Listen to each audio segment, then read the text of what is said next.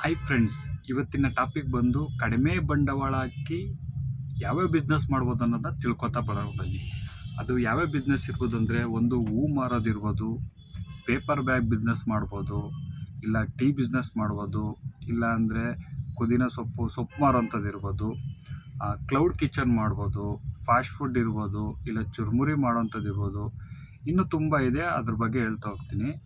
ನೀವಿನ್ನು ನನ್ನ ಚಾನಲ್ಗೆ ಹೊಸಬರಾಗಿದ್ದರೆ ನನ್ನ ಚಾನಲ್ನ ಸಬ್ಸ್ಕ್ರೈಬ್ ಮಾಡೋ ಕಡೆಯಿಂದ ದಯವಿಟ್ಟು ಸಬ್ಸ್ಕ್ರೈಬ್ ಮಾಡ್ಕೊಳ್ಳಿ ಅಂತ ಕೇಳ್ಕೊಳ್ತಾ ಬನ್ನಿ ಮುಂದೆ ಹೋಗೋಣ. ಈಗ ಟೀ ಮಾರೋ ಬಿಸ್ನೆಸ್ಸು. ಟೀ ಮಾರೋದಂದರೆ ಏನು, ಅಮ್ಮಮ್ಮ ಅಂದರೆ ಅದಕ್ಕೆ ಖರ್ಚಾಗೋದು ಒಂದು 200 ರೂಪಾಯಿ ಖರ್ಚಾಗ್ಬೋದು.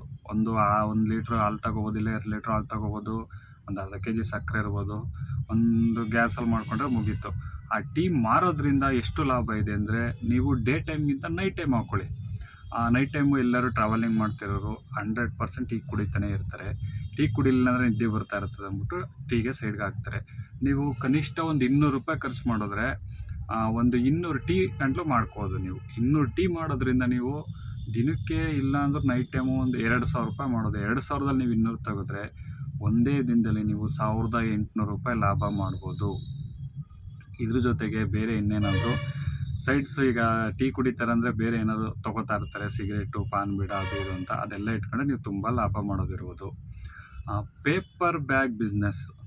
ಪೇಪರ್ ಬ್ಯಾಗ್ ಬಿಸ್ನೆಸ್ ಅಂದರೆ ಒಂದು ನ್ಯೂಸ್ ಪೇಪರಲ್ಲಿ ಆಲ್ಮೋಸ್ಟ್ ಅದೇ ಮಾಡೋದು. ನ್ಯೂಸ್ ಪೇಪರಲ್ಲಿ ಪೇಪರ್ ಬ್ಯಾಗ್ ಮಾಡಿ ಎಲ್ಲಿ ಮಾರ್ಬೋದು ಅನ್ನೋದು ನಿಮ್ಗೆ ಗೊತ್ತಿಲ್ಲ ಅಂದರೆ ಹೇಳ್ತೀನಿ ಕೇಳಿ. ಒಂದು ಮೆಡಿಕಲ್ ಶಾಪಿಗೆ ಕೊಡ್ಬೋದು, ಪ್ರಾವಿಷನ್ ಸ್ಟೋರಿಗೆ ಕೊಡ್ಬೋದು, ಇಲ್ಲ ಕಡಲೆಪುರಿ ಸಣ್ಣ ಪುಟ್ಟ ಅಂಗಡಿಗಳು ಇರ್ತಾವೆ, ಅಲ್ಲೆಲ್ಲರೂ ತೊಗೋತಾರೆ. ಈ ನ್ಯೂಸ್ ಪೇಪರ್ ಎಲ್ಲಪ್ಪ ಸಿಗ್ತದೆ, ಅಂಗಡಿಗೆ ಹೋಗಿ ನಾವು ತೊಗೋಬೇಕು, ಆ kg ತುಂಬ ಜಾಸ್ತಿ ಹೇಳ್ತಾರೆ ಅಂದರೆ ನೀವು ಯೋಚನೆ ಮಾಡೋಕ್ಕೆ ಹೋಗಬೇಡಿ. ಈಗ ನಿಮ್ಗೆ ಗೊತ್ತಿರೋ ಮನೆಗಳಿರ್ಬೋದು, ಇಲ್ಲ ನೀವು ಹಾಕೋ ಅಂಗಡಿಗಳಿರ್ಬೋದು, ಅಲ್ಲೇ ನೀವು ತೊಗೋಬೋದು. ಯಾಕೆಂದರೆ ಮನೆಗಳಲ್ಲಿ ನೀವು ಇಸ್ಕೊತೀನಿ ಅಂದರೆ ಕಮ್ಮಿ ಕೊಡ್ತಾರೆ, ನೀವು ಅಂಗಡೀಲಿ ತೊಗೋತೀನಿ ಅಂದರೆ kgಗೆ ಜಾಸ್ತಿ ಕೊಡಬೇಕಾಗುತ್ತೆ. ಹಂಗಾಗಿ ಅದರಿಂದ ನೀವು ತುಂಬ ಇಲ್ಲ ಕಮ್ಮಿ ಅಂದರೂ ಮನೇಲೇ ಕೂತ್ಕೊಂಡು ಮಾಡೋದ್ರಿಂದ ಒಂದು 10ರಿಂದ 15 ಸಾವಿರ ಅದರಲ್ಲೂ ಸಂಪಾದನೆ ಮಾಡ್ಬೋದು. ನೆಕ್ಸ್ಟ್ ಬರೋದಾದರೆ ಹೂ ಮಾರೋ ಬಿಸ್ನೆಸ್ ಇರ್ಬೋದು. ಹೂ ಪ್ರತಿಯೊಂದು ದಿನವೂ ಹೂ ಬೇಕಾಗುತ್ತೆ. ಅಂಗಡಿಗಳ್ಗಾಗಿರ್ಬೋದು, ಮನೆಗಳ್ಗಾಗಿರ್ಬೋದು, ಎಲ್ಲದಕ್ಕೂ ಬೇಕಾಗುತ್ತೆ. ಹೂ ಬಿಸ್ನೆಸ್ ಯಾಕೆ ಹೇಳ್ತೀನಿ ಅಂದರೆ, ದಿನನಿತ್ಯ ಬೇಕಾಯ್ತದೆ. ಯಾಕೆಂದರೆ ಇದು ಬೇಡ ಅನ್ನೋ ದಿನವೇ ಇಲ್ಲ, ಎಲ್ಲ ದಿನವೂ ಬೇಕಾಗುತ್ತೆ. ಒಬ್ಬರು ಸೋಮವಾರ ಮಾಡ್ತಾರೆ, ಮಂಗಳವಾರ ಮಾಡ್ತಾರೆ, ಬುಧವಾರ ಮಾಡ್ತಾರೆ, ಗುರುವಾರ ರಾಯರವಾರ ಮಾಡ್ತಾರೆ. ಹೀಗೆ 7 ಡೇಸ್ ಕೂಡ ಯೂಸ್ ಮಾಡೋದ್ರಿಂದ ನೀವು ಒಂದು 30 ಮನೆಗಳು ಹಿಡ್ಕೊಬಿಟ್ರೆ ನೀವು ಡೈಲಿ ಹೂ ಹಾಕಿಸ್ಕೊಳ್ಳೋ ಅಂತರ ಸಾಕು. ನೀವು ಅದರಿಂದ ಒಂದು 10-15 ಸಾವಿರ ದುಡ್ಕೋಬೋದು. ಅಂಗಡಿಗಳು ಇದ್ದರೆ ಅಂಗಡಿಗಳ್ಗೆ ಹಾಕ್ಬೋದು. ಹೂ ನೀವು ಜಸ್ಟ್ ಏನಿಲ್ಲ, ಹೂ ಕಟ್ಟಕ್ಕೆ ಬರುತ್ತೆ ಅಂದರೆ ಮಾರ್ಕೆಟ್ಗೆ ಹೋಗಿ ಬಿಡಿ ಹೂ ತಂದು ಕಟ್ಟು ಮಾರ್ಬೋದು. ಇಲ್ಲಪ್ಪ ನನಗೆ ಕಟ್ಟಕ್ಕೆ ಬರಲ್ಲ ಅಂದರೆ ನೀವು ಮಾರ್ಕೆಟ್ಗೆ ಹೋದರೆ ಕಟ್ಟಿರೋ ಹೂನೇ ಸಿಗುತ್ತೆ, ಆ ಹೂನೇ ತೊಗೊಬಂದು ನೀವೊಂದು 2 ರೂಪಾಯಿ 3 ರೂಪಾಯಿ ಲಾಭ ಮಾಡಿಕೊಂಡು ನೀವು ಮಾರ್ಬೋದು. ಇದರಿಂದನೂ ಲಾಭ ಇದೆ. ನೆಕ್ಸ್ಟ್ ಬಂದು ಕಾರ್ ವಾಷಿಂಗು. ಕಾರ್ ವಾಷಿಂಗಲ್ಲಿ ಹೆಂಗಪ್ಪ ಲಾಭ ಅಂದರೆ, ಈಗ ಎಲ್ಲೇ ಹೋದರೂ ಬೆಂಗಳೂರಲ್ಲಿ ಕಾರ್ ವಾಷಿಂಗ್ ಮಾಡಿಸ್ತೀನಿ ಅಂದರೆ ಕಮ್ಮಿ ಅಂದರೂ ಒಂದು 300 ರೂಪಾಯಿ ತೊಗೋತಾರೆ. ತೊಗೋತಾರೆ 300 ರೂಪಾಯಿಗಿಂತ ಕಮ್ಮಿ ಯಾರೂ ಮಾಡೋದಿಲ್ಲ. ಇನ್ನೂ ಜಾಸ್ತಿನೇ ತೊಗೋತಾರೆ, 700, 800, 1000 ರೂಪಾಯಿಗಳನ್ನ ತೊಗೋತಾರೆ. ನೀವು ಒಂದು 300 ರೂಪಾಯಿನಿಗೆ ಹಿಡ್ಕೊಳ್ಳಿ.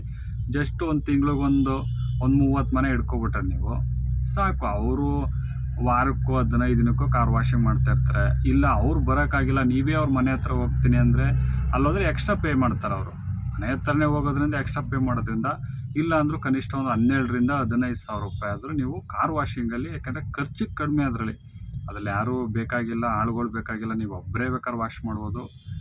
ಹಂಗಾಗಿ ಒಂದು 12ರಿಂದ 15 ಸಾವಿರ ಕಾರ್ ವಾಷಿಂಗಲ್ಲಿ ದುಡ್ಡು ಸಂಪಾದನೆ ಮಾಡ್ಬೋದು. ನೆಕ್ಸ್ಟ್ ಬಂದು ಚುರುಮುರಿ. ಏನಪ್ಪ ಇದು ಚುರುಮುರಿ ಅಂದರೆ, ನೀವು ಸಿಲ್ಲಿ ಅನ್ನಿಸ್ಬೋದು, ಚುರುಮುರಿಯಿಂದ ತುಂಬ ದುಡ್ಡು ಮಾಡ್ತಾರೆ. ಯಾಕಂದ್ರೆ ನೀವು ಜಯನಗರ ಸೈಡ್ ಹೊರಟೋಗ್ಬಿಟ್ರೆ ಚುರುಮುರಿ ಅಂಗಡಿಗಳೇ ಜಾಸ್ತಿ ಸಿಗೋದು. ಅಲ್ಲಿ ಏನಪ್ಪ ಅಂದರೆ ಕಡಿಮೆ ಬಂಡವಾಳ.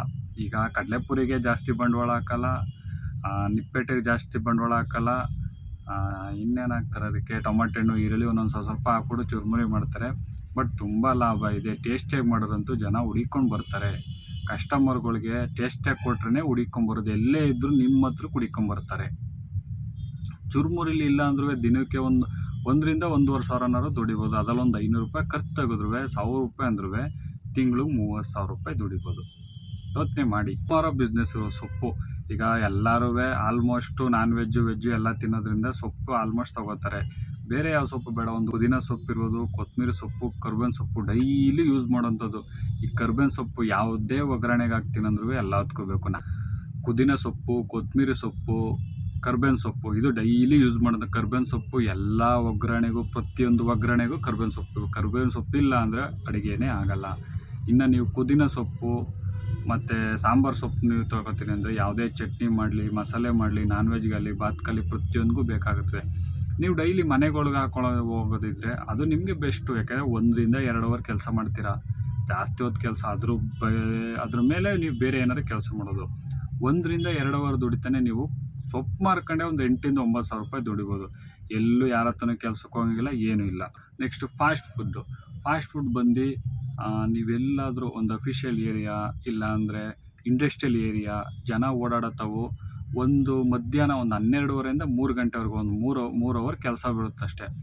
ಅಕಸ್ಮಾತ್ ನೀವೇನಾದ್ರು ಬಿರಿಯಾನಿ ಮಾಡೋದೇನಾದ್ರು ಕಲ್ತಿದ್ದು ಬಿರಿಯಾನಿ ಮಾಡ್ತೀನಿ ಅಂದರೆ ನೀವಿಲ್ಲ ಅಂದರೂ ಒಂದು 2,000 ರೂಪಾಯಿ ಬಂಡವಾಳ ಹಾಕ್ತೀನಿ ಅಂದರೆ 3,000 ರೂಪಾಯಿ ಲಾಭ ತೆಗಿಬೋದು. ಇವು ಬಿರಿಯಾನಿ ರೇಟು ಜಾಸ್ತಿ ಹೇಳೋಕ್ಕೆ ಹೋಗ್ಬಾರ್ದು. ಒಂದು 60 ರೂಪಾಯಿ, ಒಂದು 50 ರೂಪಾಯಿ ಕುಷ್ಕ, ಇಲ್ಲ ಒಂದು 40 ರೂಪಾಯಿ ಕುಷ್ಕ, ಆ ಥರ ಇಟ್ಕೊಂಡ್ರೆ ನೋಡಿ ಒಳ್ಳೆ ಲಾಭ ಮಾಡೋದು. ಇವಾಗ ಎಲ್ಲರೂ ಫಾಸ್ಟ್ ಫುಡ್ಡೇ ಜಾಸ್ತಿ ಹೋಗ್ತಾರೆ. ಯಾಕೆಂದರೆ ಅಫಿಷಿಯಲಾಗಿ ಯಾರು ಹೋಟ್ಲಿಗೆ ಹೋಗಿ ತಿನ್ನೋಂಥವ್ರು ಯಾರೂ ಜಾಸ್ತಿ ಇಲ್ಲ.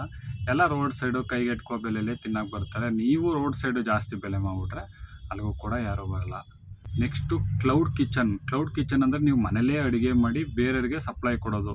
ಯಾವ ಥರ ಒಂದು ಸ್ವಿಗ್ಗಿ ಝೊಮ್ಯಾಟೋಗೆ ನೀವು ಟೈಅಪ್ ಆಗಿಬಿಟ್ರೆ ನಿಮ್ಮದೊಂದು ಮೆನ್ಯೂ ಇರುತ್ತೆ. ಆ ಮೆನ್ಯೂನಲ್ಲಿ ಐಟಮ್ಗಳೆಲ್ಲ ಹಾಕಿದರೆ ಮೆನ್ಯೂ ನೋಡ್ಕೊಂಡು ನಿಮಗೆ ಆರ್ಡ್ರ್ ಹಾಕ್ತಾರೆ. ಆ ಆರ್ಡ್ರ್ ಹಾಕಿದಾಗ ನೀವು ಆರ್ಡ್ರನ್ನ ಪ್ರಿಪೇರ್ ಮಾಡಿ ನೀವು ಸ್ವಿಗ್ಗಿ ಝೊಮ್ಯಾಟೋಗೆ ಕೊಟ್ಟರೆ ಅದರಿಂದನೇ ನೀವು ದುಡ್ಡು ಸಂಪಾದನೆ ತಿಂಗಳು ಒಂದು 30,000 ಮಾಡೋದು.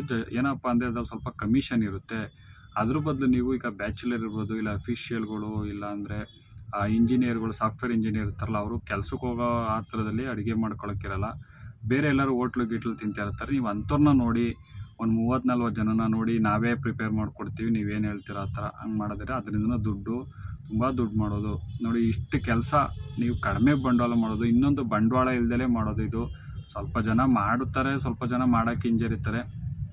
ಏನಪ್ಪ ಅಂದರೆ ಮನೆ ಕೆಲಸ ಅಂತ ನೀವು ನೆಗ್ಲೆಕ್ಟ್ ಮಾಡೋಕ್ಕೆ ಹೋಗ್ಬೇಡಿ. ಒಂದು ಮನೆ ಕೆಲಸ ಮಾಡೋಕ್ಕೆ ನೀವು ಹೋದರೆ ಮನೆಯಲ್ಲಿರೋ ಕಸನೆಲ್ಲ ತೊಳೆದು, ಪಾತ್ರೆ ಸಾಮಾನು ಬೆಳಗಿ, ಬಟ್ಟೆ ಒಗಿತೀನಿ ಅಂದರೆ ಕಮ್ಮಿ ಅಂದರೂ ಒಂದು ಮನೆಗೆ 5 ರಿಂದ 6 ಸಾವಿರ ರೂಪಾಯಿ ಕೊಡ್ತಾರೆ.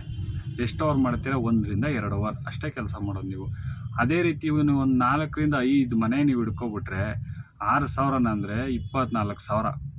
4,000 ರೂಪಾಯಿ ಬೇಡ, 5,000 ತೊಗೊಳ್ಳಿ, 20,000 ರೂಪಾಯಿ.